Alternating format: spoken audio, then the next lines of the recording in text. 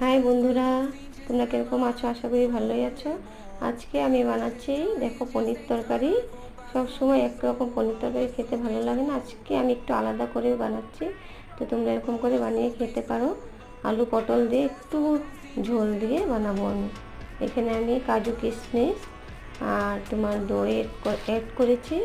তো তোমরা যদি এরকম করে বানাতে চাও, আমার এই ভিডিওটা দেখে বানাতে পারো। আর বন্ধুরা, তোমাদেরকে একটা কথা বলি, আমার যদি এই রান্নাটা তোমাদের ভালো লাগে, প্লিজ লাইক করে দিও আর সাবস্ক্রাইবও করে দিও, আর কমেন্টে বলে দিও যে কীরকম লেগেছে। এটা যেহেতু শর্ট ভিডিও, এর জন্য আমি একটু ফাস্ট করে দিয়েছি ভিডিওটা।